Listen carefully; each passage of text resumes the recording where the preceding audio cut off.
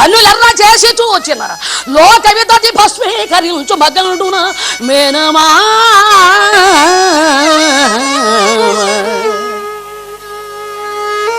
నా వారు ఎలాంటి వారు ఉన్నారు? కన్నులు ఎర్ర చేసి చూస్తే లోకాలే మాడిపోయేటువంటి వాడు నా మేనమామ గోపాలుడు నా కండ ఉన్నాడు. పెద్దనాన్న పిడికిడి బిగించి అలా ఒక్కసారి గుర్తితే కొండలైన సైనతము, ఆ కొండల సైతము పిండైపోయేటువంటి బలసంపన్నుడు మా పెద్దనాన్న నా కండ ఉన్నాడు. అజాత శత్రువైన నీవు మాకు తోడున్నారు. మా చిన్న తండ్రులు వీరులైనటువంటి వారు నాకు చిన్ననాన్నలు ఉన్నారు ఇద్దరు. నాకేమిటి పెద్దనాన్న, మీరు ఆశీర్వదించండి, నేను విజయాన్ని చేకుని తిరిగి వస్తానన్నాడు. ధర్మరాజు గారు అన్నాడు, నువ్వు అలాగే మాట్లాడతావురా, నీది ఉరకలు వేసే రక్తం కదా, పరవళ్ళు తొక్కుతుంది. మేము పెద్దవాళ్ళం కనుక ఒక్క క్షణం ఆలోచించవలసి వస్తుంది. అభిమన్యు, నీవు చెప్పావు నిజమే కావచ్చు, కానీ ఒక్క మాట, అయ్యకు దేశిపావు రణమాదు రవ్వంతయు నీవు. నాయనా అభిమన్యు కుమార, అయ్యకు తీసిపావు రణమందు రవ్వంతయు నీవు. మీరెయ్యట కోపోరు కంపవలదు, నేను సమీపమునదు లేనిచో అని ఒట్టిడుకొని ఒక్కనాడర్జునుడు.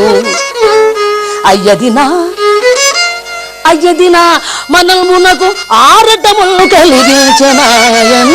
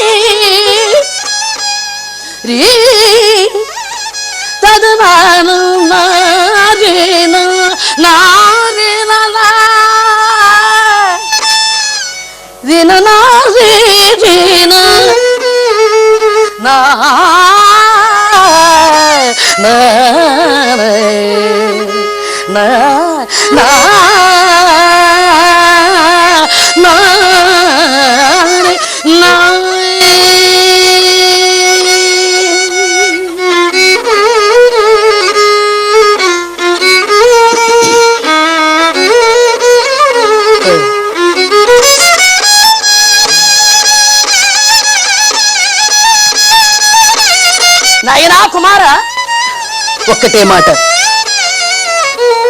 నీది చిన్న వయస్సు, నాకు చేతులు రావడం లేదా? ఎందుకంటే మాటి మాటికి మీ నాన్న గుర్తొస్తున్నాడు నాకు. నా కొడుకుని పంపొద్దు, నేను లేని సమయంలో నా కొడుకును పంపొద్దు అనే మాట నాకు మాటి మాటికి గుర్తొస్తుంది. నిన్ను పంపడానికి నాకు మనసు ఒప్పటం లేదురా అన్నాడండి ధర్మరాజు గారు. పెద్దనాన్న అలా అనకండి, మీరు పెద్ద మనస్సు చేసి నన్ను ఆహవరంగానికి పంపించండి, నే విజయలక్ష్మితో తిరిగి వస్తాను. పెద్దనాన్న మరి ఆలోచించకండి, అదిగో జయభేళలు వినపడుతున్నాయి. నన్ను ఆశీర్వదించండి పెద్దనాన్న. తప్పనిసరి ధర్మరాజు తన పాదాలంటి ప్రార్థించేటువంటి అభిమన్యు కుమారుణ్ణి లేవనెత్తి, నాయనా కుమారా వెళ్ళు నాయనా అన్నాడండి. వెళ్ళి రానాయన అనలే, వెళ్ళు నాయనా. ఆ వాక్కు చూడండి ఎలా పలికిందో. వెళ్ళు నాయనా అన్నాడు. పెద్దనాన్న మరి నేను వెళుతున్నాను పెద్దనాన్న అన్నాడు, వెళ్ళి వస్తానని చెప్పలేదు. అభిమన్యు కుమారుడు, వెళుతున్నాను పెద్దనాన్న, వెళ్ళు నాయనా. వెంటనే అభిమన్యు కుమారుడు తన పెద్దనాన్న చిన్ననాన్నలతో సర్వ సైన్యంతో రణభేరం మ్రోగిస్తూ విజయబాబుటాలను అలా విగరవేస్తూ యుద్ధ భూమిలో అలా పరవళ్ళ తొక్కుతూ ఉడుకు రక్తం పందులు మారుతోంది అభిమన్యు కుమారుడికి. ఆహవ రంగంలో అడుగు పెడుతున్నాడు. ఎలా? ఎత్తండి ఎత్తండి మన బావుట, మన బావుట, మన బావుట, ఎత్తండి ఎత్తండి మన బావుట, వత్తండి వత్తండి శంఖాలిద. ఎత్తండి ఎత్తండి మన బావుట, వత్తండి వత్తండి శంఖాలిద. కత్తులు కటార్లెత్తి కదలండి కదనాన, కత్తులు కటార్లెత్తి కదలండి కదనా, కదలండి కదనా, కదలండి కదనాన. కత్తులు కటార్లెత్తి కదలండి కదనా, ఉద్యోగులై పగర కుత్తుగలు గజ్జంగ. ఎత్తండి ఎత్తండి మన బావుట, వత్తండి వత్తండి శంఖాలిద.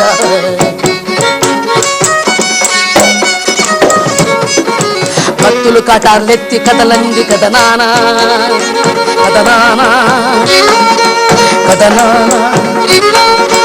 కత్తులు కటార్లెత్తి కదలండి కదనాన, కత్తు కటార్లెత్తి కదలండి కదనాన. కత్తులు కటార్లెత్తి కదలండి కదనా, ఉత్తేజులై పగర కుత్తుగలు గజ్జంగ. ఎత్తండి ఎత్తండి మన బావుట, వత్తండి వత్తండి శంఖాలిద. ఎత్తండి ఎత్తండి మన బావుట, వత్తండి వత్తండి శంఖాలిద.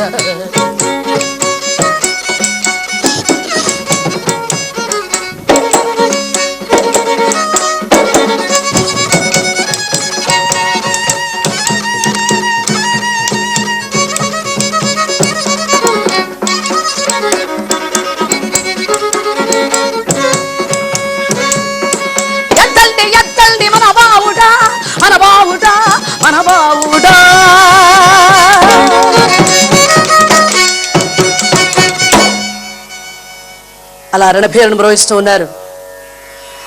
ఆహవరంగంలో దూకాడు వీరాభిమన్యుడు. ఎలా ఉన్నాడు? వీరావేశంతో, పులి ఎలా ఆకలితో ఉన్నప్పుడు అలా పౌరుషంతో ఆహార్యం కోసం వెగపడుతుందో, ఆహవరంగంలో దూకాడు వీరాభిమన్యుడు. చెలికి వేస్తున్నాటండి. ఆహవరంగం అంతా ఎక్కడ వాళ్ళనక్కడ, ఎక్కడ వాళ్ళనక్కడ చెలికి వేస్తున్నాడు. వణికిపోతోంది యుద్ధ భూమి అంతా కూడాను. అందర కౌరవ సైన్యాన్నంతా ఓసకోతకొస్తున్నాడు. అలా భయంకరంగా ఊతకోతకొచ్చేస్తున్నాడు. ఎక్కడ వాళ్ళు ఎక్కడెక్కడ చనిపోతున్నారండి. బావు కేకలు వేస్తున్నారు. ఆ రణక్షేత్రం అంతా భయంకరంగా తయారైంది. నెత్తురు సముద్రంలో ప్రవహిస్తోంది రణక్షేత్రం. కొంతమంది ఆ అభిమన్యుడు యుద్ధం చెయ్యకముందే అభిమన్యుడు వస్తున్నాడు అనగానే మనం అయిపోయామని పడిపోయి చచ్చిపోతున్నారు. అభిమన్యుడు వస్తున్నాడనగానే ఆ కేక విని కొంతమంది చచ్చిపోతున్నారు. ఇక మనం ఎప్పుడేం చచ్చిపోయే వాళ్ళమేనని అలా ప్రళయంగా యుద్ధం చేస్తున్నాడు అభిమన్యు కుమారుడు. అలా యుద్ధం చేస్తూ పరుగు పరుగున కర్ణుడు ఉన్న ప్రదేశానికి రథం పోనిచ్చాడు. కర్ణ ఆగా,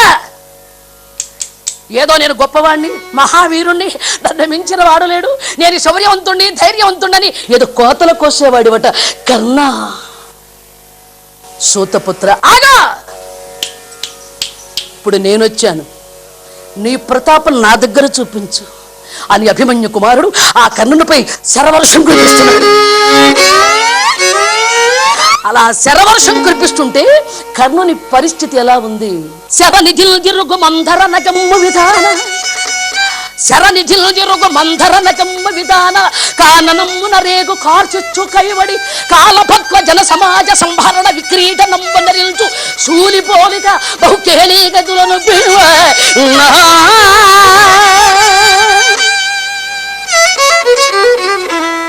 మందరగిరి పర్వతాన్ని అమృతం కోసరంగా దేవతలు రాక్షసులు ఏ విధంగా చిలికారో కౌరవ సైన్యాన్ని చిలుకుతున్నాడట కుమారుడు. ఆ సమయంలో కర్ణుడి దగ్గరికి వెళ్ళి ఏమన్నాడు? ప్రళయంగా యుద్ధం చేస్తుంటే ఆ కర్ణుడి పరిస్థితి ఎలా ఉందండి? అభిమన్యుడి అస్త్రధాటి కాగలేకపోతున్నాడు. ఏమండి, ఆ అర్జునుడి వేసేటువంటి బాణాలు గాడిపోయేలా పగిలిపోయిందట కర్ణుడి వీపంతా కూడా. అంగముదూరి గాడిపోలేగా సూతసుతుడు నిలువలేక పరుగు చేసే. ఏమండి, అభిమన్యుడు వేసేటువంటి బాణాలకి ఆ కర్ణుడి శరీరం అంతా బద్దలైపోయిందట. ఆ బాధ తట్టుకోలేక పరిగెడుతున్నాడట కర్ణుడు. అబ్బా, వీడు చిన్నవాడైనా నన్ను చంపేశాడు కదరా. అలా కర్ణుడు పరుగు తీస్తున్నాడు. అటు నుంచి మళ్ళీ ఇటువైపు తిప్పాడండి అభిమన్యుడు రథాన్ని.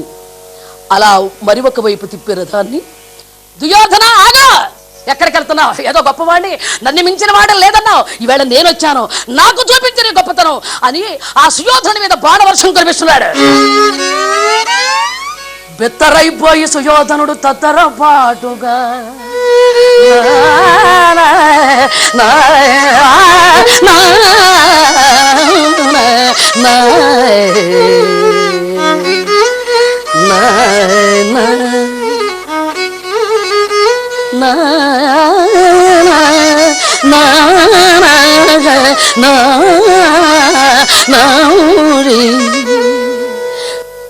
కర్ణుని ఏ విధంగా బాణాలతో యుద్ధంలో కవచము దూరి అంగము గాడిపోనే, కర్ణుని ఎలా బాణంతో సంధించాడండి. కవచం ముదూరి అంగము గాడిపోనేయ, తొలగి సూత సుతుండు నిలువలేక. అభిమన్యుని ధాటికి కర్ణుడు ఏ విధంగా పారిపోయాడో అలాగే ఇప్పుడు కూడా ఈ క్షణంలో కూడా ఆ అభిమన్యుడు వేసేటువంటి శరసంధానానికి తట్టుకోలేక సుయోధనుడు బిత్తరైపోయి తత్తలు పడుతూ అబ్బా అబ్బా ఈ పిల్లవాడు నన్ను చంపేసేట్టున్నాడు అని భయకంపితుడై గురువు గారు ఉన్న వైపు పరిగెత్తుతున్నాడట తలదాచుకోవడానికి. అభిమన్యుడు తక్కువ, మరలా ఇలా పోనిచ్చాడు గురువు గారు వైపు రథం. ఏమండా గురువు గారు, మీరు మేకప్ వన్నె పులులు, మీరు పులులు కాదు, మేక చర్మం కప్పుకున్న పులులు. ఏవండి, మా పెద్దనాన్నని ప్రాణాలతో తీసుకొచ్చి మీ దుర్యోధన్ని కప్పగిస్తానని ఏదో ప్రమాణం చేశారట. ఇప్పుడు మీ ముందు మీరు చూస్తుండగా, ఏమండోయ్ గురువు గారు, ఇప్పుడు మీ ముందు మీరు చూస్తుండగా మీ సుయోధనుడిని బంధించి తీసుకుని వెళ్ళి నా పెదనాన్న పాదక్రాంతుణ్ణి చేస్తాను. ఎవడు అడ్డొస్తాడో చూస్తాను, మీ ధనుష్ పాండిత్యం ఏమిటో చూస్తాను, కాచుకోండి అని ఆ సుయోధనుని మరొక కొన్ని బాణాలు సంధించేప్పటికీ ఆ దుర్యోధనుడు అండి, ఎవరన్నా చూస్తారేమో, ఇవాళ ఎంత పని చేశారు, ఏం చేయాలి, నేను ఎలా, నా ప్రాణాలు పోయేట్టున్నాయి, భయకంపి చెడిపోయి సుయోధనుడు పిరికి మనస్సుతో పిరికి వాడిలాగా చాటున గురువు గారి దగ్గరకు వచ్చాడు. ఏమండి గురువు గారు, మీరు పండితులు, గొప్పవాళ్ళు, సాధనా ప్రక్రియ తెలిసిన వాళ్ళు, అస్త్ర యోగాభ్యాసంలో దిట్టలనుకున్నాను, కానీ ఈ విధంగా 16 సంవత్సరాల పసికందుకి లోకమైపోతారని నేను అనుకోలేదు. మీ గొప్పతనం ఇదేనా? మీ పాండిత్యం ఇదేనా? 16 ఏళ్ల వాడు యుద్ధ భూమిని వణికిస్తున్నాడండి. మీ ఛావ ఏమైంది? మీ ధనుష్ పాండిత్య పటిమ ఏమైంది? మీరు ఏదైనా చేయండి, నాకు అనవసరం. ఆ అభిమన్యుడిని యుద్ధ భూమిలో చంపాలి. మీరు మంచి చేస్తారో చెడు చేస్తారో నాకు అనవసరం. బాధ్యత మీ భుజస్కంధాల మీద పెడుతున్నాను. ఆ అభిమన్యుడు బ్రతకూడదు. ఏమండి, మీరు గొప్ప మనస్సుతో ఈ కార్యభారాన్ని మీ భుజస్కంధాల మీద మోపాను కనుక మీరు తప్పనిసరిగా నాకు సహకరించాలి. అంతేకాదు, మీరు నిజమైనటువంటి మనసు ఉంటే మీరు చేసి చూపించండి అన్నాడు. గురువు గారు ద్రోణాచార్యుడు అన్నాడు, సుయోధన, నన్ను చాలా తొందరపడి మాట్లాడుతున్నావు. గురు దూషణ నీకు మంచిది కాదు. నువ్వు యుద్ధ భూమిలో ఉన్నావు. గురుదేవుడు కొంచెం బాధపడితే అది నీకు శాపమై నిలువెల్ల దహింప చేస్తుంది. గురువైనటువంటి నన్ను నిందిస్తావా? నేను పక్షపాత రహితంగా నీ పక్షంలో ఉండి యుద్ధం చేస్తున్నాను. అలాంటి నన్ను దోషిగా నిలబెట్టి వింతగా పలకరిస్తూ అంతంతలుగా నన్ను బాధ పెడతావా? చే, అనవసరం. ఇంత బ్రతికి నేను ఇప్పుడు ఈ సుయోధనుడి చేత అనిపించుకోవలసిన స్థితి ఏర్పడింది కదా అని గురువు గారు ద్రోణాచార్యుడు ఏం చేశాడు? మంచో చెడో అయిపోయింది, ఏదో అయిపోయింది. సర్వసేనాధిపతి ఏం చెప్తే సైన్యం అంతా చేయాలండి.